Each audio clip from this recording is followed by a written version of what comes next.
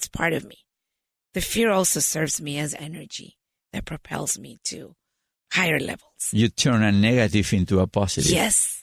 So I said, all right, I'm afraid, I'm scared, but when I don't focus there, I can see the resources I have to figure things out. So that's the key. Like bad things are there. I can't get rid of them. I can't trick my brain and my mind and my body to tell it, I'm not scared, I'm not scared, I'm not scared. I am scared, and I better accept it. But what is the worst thing that could happen? I already have a no. I didn't have this job before. So if they say, no, you're not good for this, that's fine. At least I tried. And that's exactly what I did. So the next day I went to these dealerships. Me, 18 years old.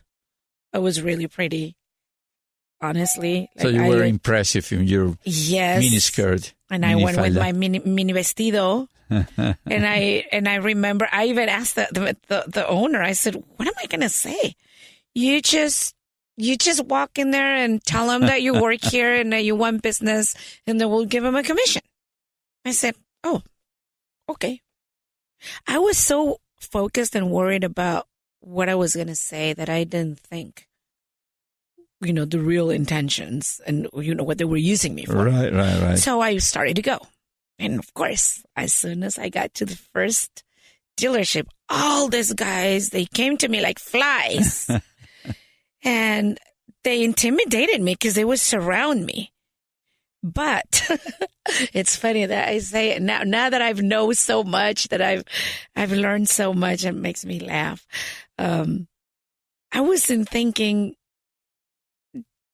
nothing else. I was just thinking, I have to pass these cards and tell them what I sell. And that's all I just did that.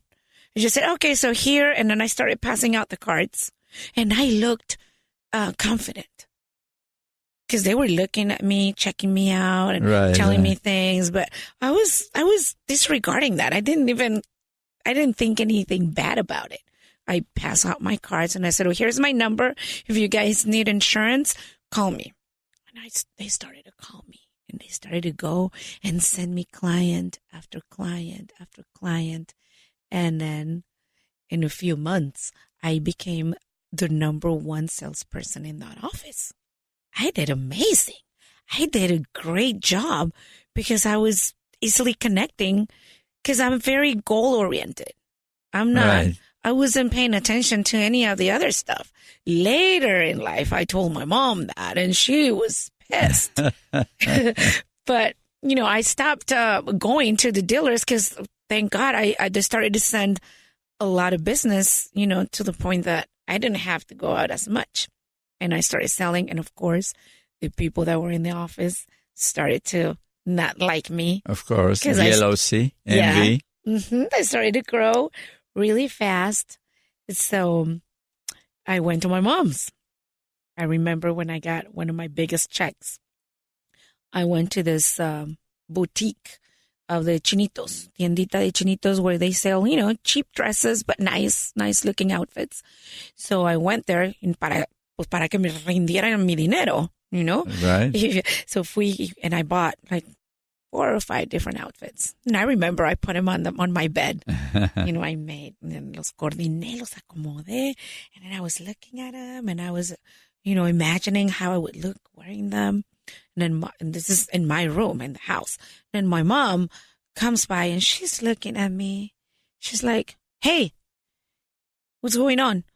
I said, "No, nothing. Look what I bought."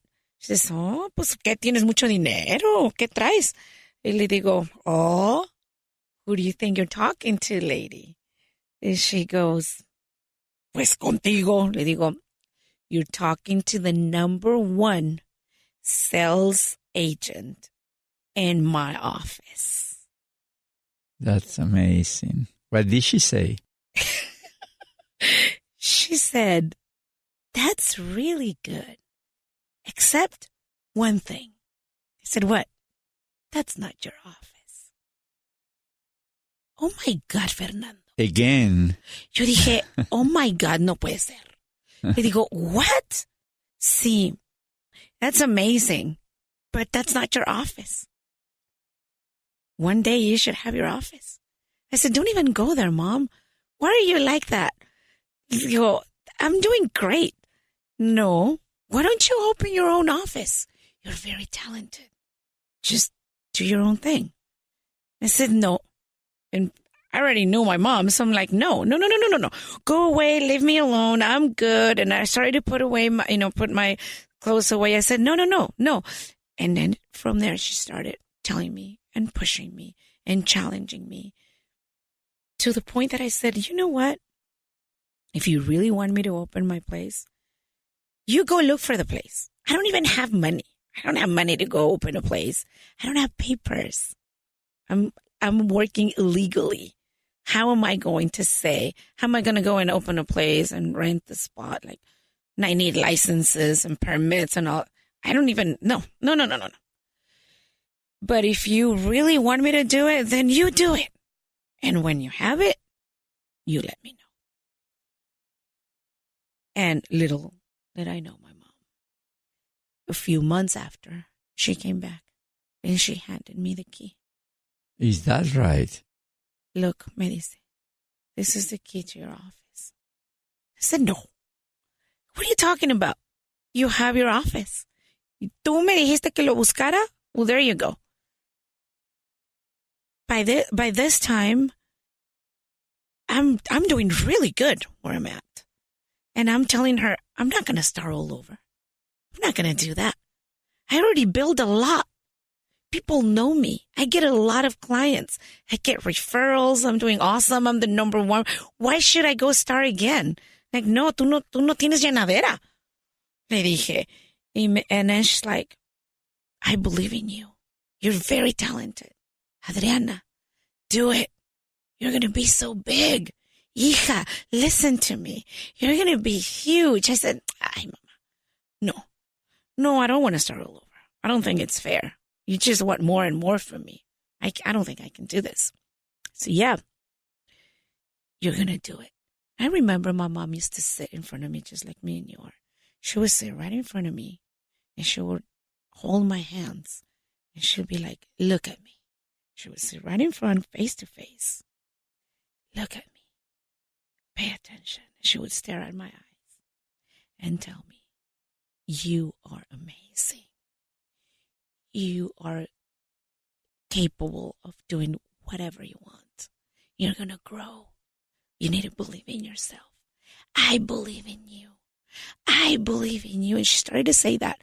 I believe in you. And I remember I let go of her hands and I said, but I don't believe it.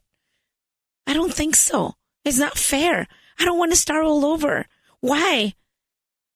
And then I said, I'll tell you what. I'm going to do it if you do it with me. My mom never worked. And I said, you do it with me. You come with me. You come and work with me. Mom, I said, I only know how to sell. I don't know any of the administrative part of it. I don't know any of the legal part of it. I have no clue about how to even start the business. All I know is how to sell, and you're pushing me to do something that I don't know how to do. You're setting me up for failure. Is that what you want me to do? And she said, you're not going to fail. And if you fail, you're going to get up, you're going to learn, and you're going to keep going. And I did it. She showed me this little tiny office. I don't know about square footage, but it was really small. We could only fit 2 desks, and one was against the wall, and the other one was the only one that could, help clients. 2 chairs, 1 phone, a fax machine. $100 a month was the rent. It was a little tiny place. Yo le decía un chipote because it's a little addition to a bigger office that my mom saw in Pomona on Holt Boulevard between East End and Town. How long did it pass between the first day that you got to work for that insurance company and then to the time that you opened? About a year. About a year. About a year. A year and a half, approximately. Yeah. Wow. And that's fast. That's fast. That's what I say. That was really, really fast. So me and my mom started. And since day one, we used to dress really nice. and just go to the office. And then, of course, we had no clients. So we're just sitting there. Yo veía por las moscas y las moscas. What are we going to do, Mama? She's like, well, you go do your thing. So I remember I used to bring a change of clothes. I would bring my jeans and my tennis shoes, and I would change and go wherever I saw people, any shopping center, anywhere in Pomona. I would go and pass out flyers. But I designed my own flyers. I made them because we didn't have money. And so I did that for a long time. So you went out to street to... Yes, I would put on my jeans, my tennis shoes, my hat, because it was freaking hot. So I would go out wherever I saw cars. Every car had a flyer for me. Every person in every market, everywhere. So before that, how did you come up with the name? Because it's your name. Yeah, that's another story. That's so funny. So you came up with it? No, it was my mom. It was my your mom again. Yeah, I had an opportunity to pick 3 names, and then the state was the state of California. The people who give you the licenses. They were going to pick, so I had to put 3 names. And I remember I put I was writing the names, and my mom was like, I wanna tell you the name that I think you should call your business. I said, well, I'm gonna give you the 3rd place. So then I fill it out, and okay, so what is the name that you want? She said, Adriana's Insurance. And then I started laughing. I said, no, that's so ugly. That sounds like tacos. Like it sounds, no, that doesn't sound professional. No. And then she's like, just put it there. Give me the 3rd option. Who cares? Let them pick. And that's the number that was selected. Wow. Isn't that amazing? Amazing. So you went out giving out flyers, and then the business started growing from there? Then people started coming, and I made a sign on the streets, and then I went to visit the dealerships around there that I didn't know, because my other job was in Downey on Paramount. Right. And then now I was in Pomona. So I went to the dealers and I asked them to send me clients, and the same story. They started doing it, but then